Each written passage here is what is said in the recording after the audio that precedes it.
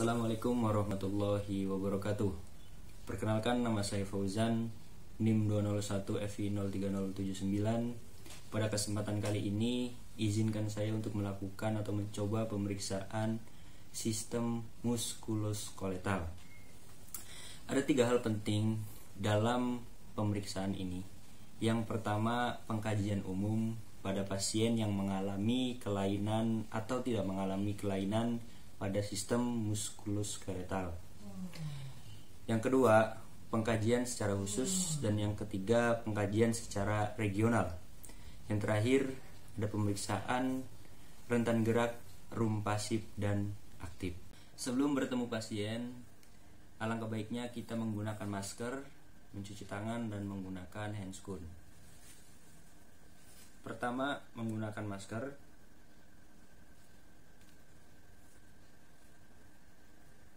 Mencuci tangan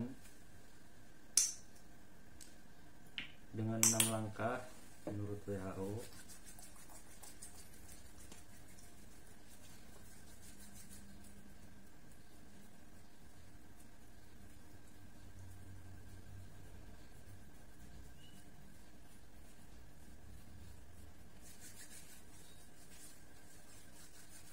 Dan menggunakan sarung tangan.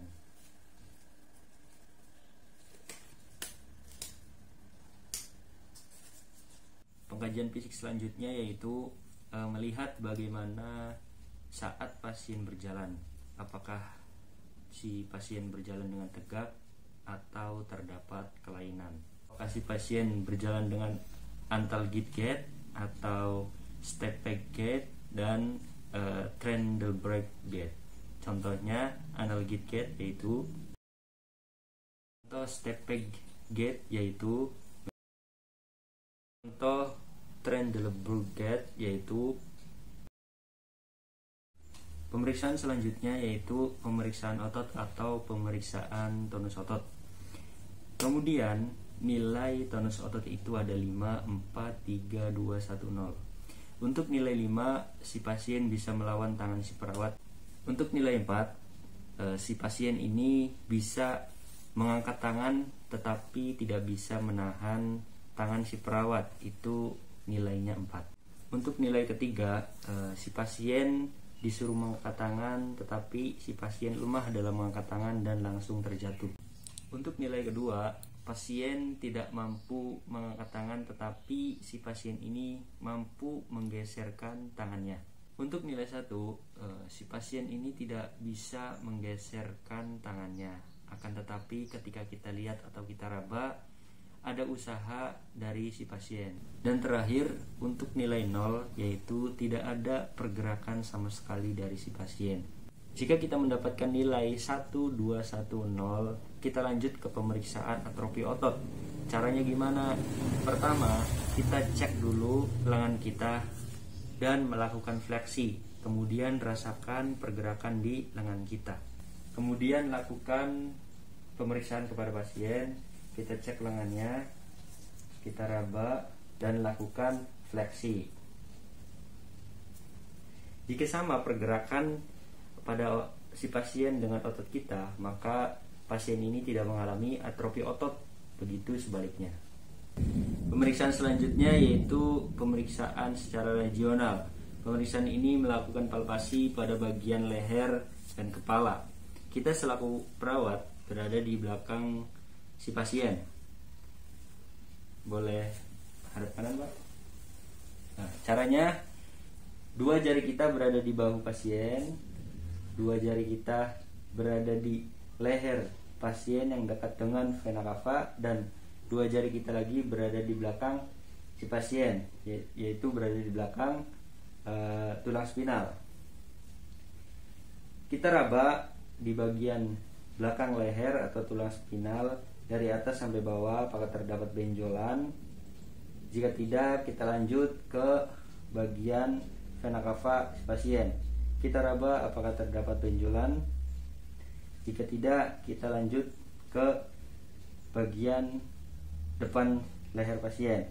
Kita angkat 2 jari kita raba ke depan sampai tiroid. Kita raba apakah ada benjolan atau tidak. Jika tidak, kita lanjut ke bagian bahu pasien. Kita raba apakah terdapat benjolan. Jika tidak, kita lanjut ke bagian sisi lengan si pasien. Kita raba apakah terdapat nyeri. Nyeri nggak Pak? Tidak. Kemudian kita raba lagi ke tangan si pasien. Kita suruh pasien mengangkat tangannya. Kita raba apakah ada masalah. Rasa nyeri Pak? Tidak. Oke. Selanjutnya pemeriksaan pada leher si pasien. Boleh madep pelan Pak?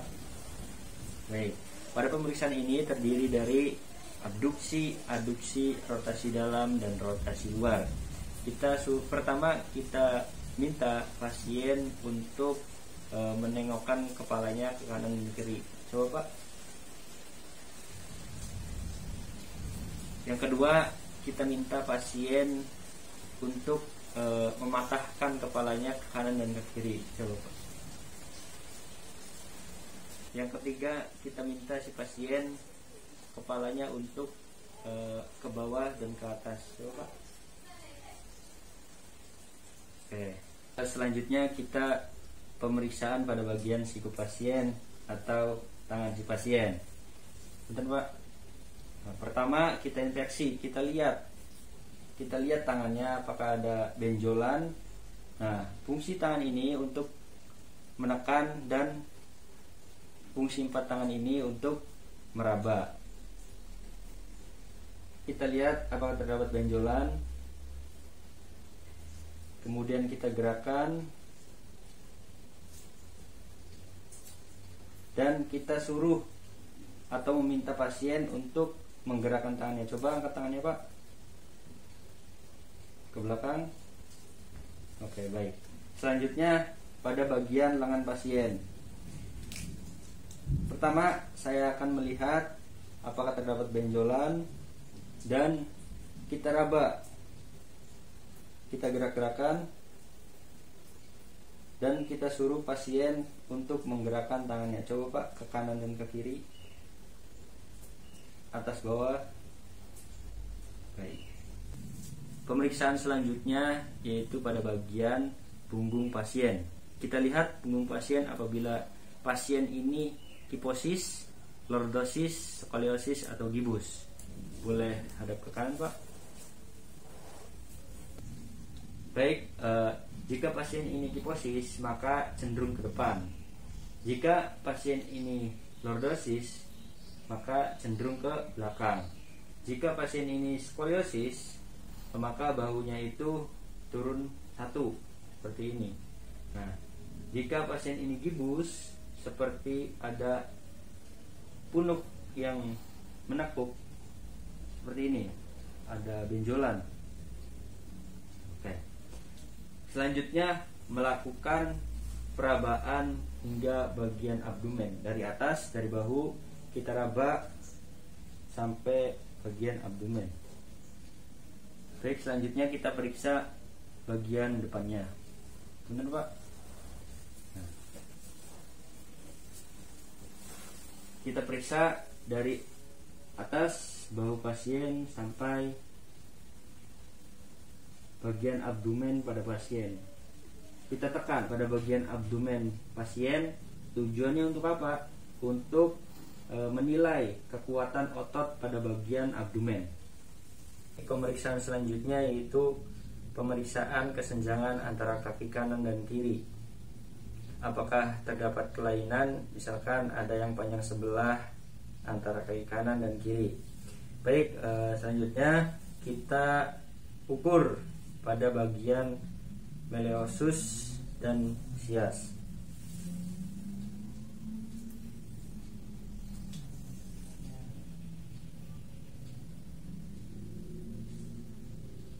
...90 cm bandingkan dengan kaki kiri sama. Dan selanjutnya pada bagian meleosus ke bagian pusar 97 97 sama. Selanjutnya yaitu pemeriksaan khusus. Di sini yang pertama itu pemeriksaan valens, pengkajian hal penting untuk melihat apakah pasien mengalami sindrom atau tidak. Caranya kita meminta pasien untuk meluruskan tangannya. Coba Pak luruskan. Kemudian kita meminta pasien untuk lipat Pak. Kemudian tarik, tekuk ke bawah, dan kita meminta pasien untuk menahan selama 60 detik. Jika sebelum atau setelah 60 detik si pasien ini mengalami kesemutan, maka si pasien ini mengalami sindrom tunnel carpal. Pemeriksaan selanjutnya yaitu pemeriksaan Tinel. Pemeriksaan ini dilakukan perkusi di bagian persendian lengan pasien, pas di bagian pergelangannya. Yang pertama caranya kita menyuruh pasien ini untuk merilekskan lengannya. Kemudian Pak, kita perkusi sebanyak 3 kali. Jika sesudah diperkusi pasien ini mengalami kesemutan, maka dinyatakan Tinel positif, dan jika tidak dinyatakan negatif. Baik, mungkin itu aja pemeriksaan dari saya. Apabila ada pemeriksaan yang salah, mohon dimaafkan karena kita masih sama-sama belajar. Billahi taufiq wal hidayah. Wassalamualaikum warahmatullahi wabarakatuh.